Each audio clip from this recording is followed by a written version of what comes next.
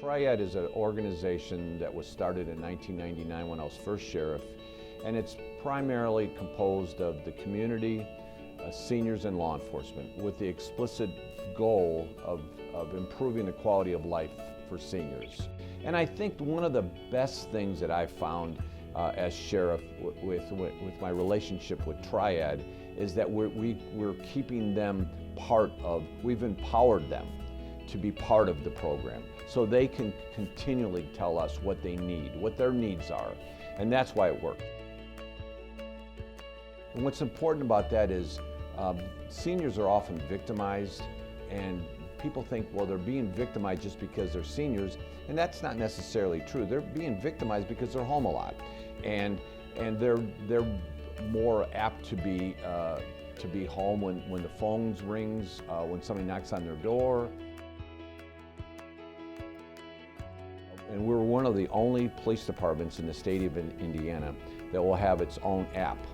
So seniors, seniors still, a lot of seniors keep up with technology. They have smartphones, and they can get a free app on their phone and really keep close on what's going on with us. But we also can alert them on what's going on with them.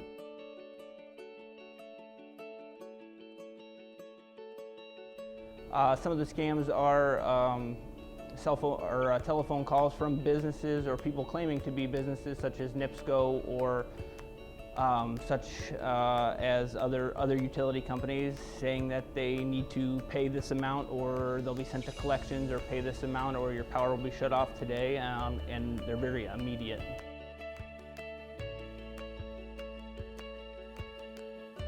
Really, the best way to protect yourself is to bring another person into it. Maybe call your son or daughter up, or call the sheriff's department up and ask how reasonable their request actually is.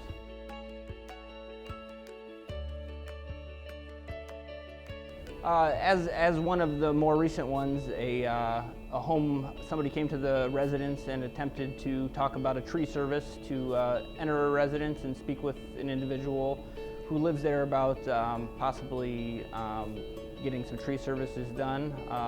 The suspect then lured the homeowner into the kitchen and started speaking about specifics on the details of how much and when they could get the services rendered, while two other individuals entered the home and started stealing things while he was occupying the other one. You need some trees trimmed. I said, no. I said, the RMC just came through and trimmed the trees. And he says, well, I know your wife. I says, yeah, I know. I said, but she ain't here. She went to get a pizza. He said, well, can I have a drink of water?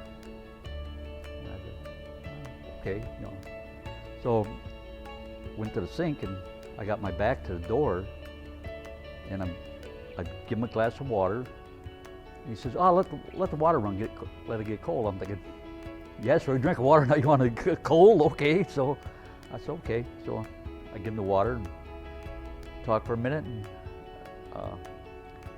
he said, well,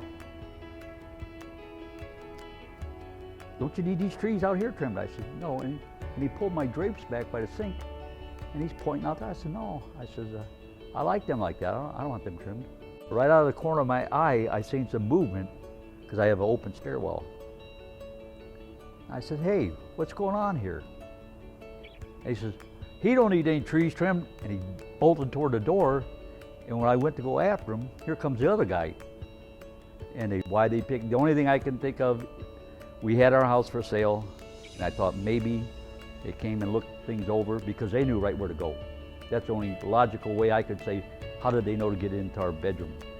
And you could tell they didn't specifically go one spot. They went through all the dressers, and just kind of rifled through them. When they got in my closet, they hit the jackpot.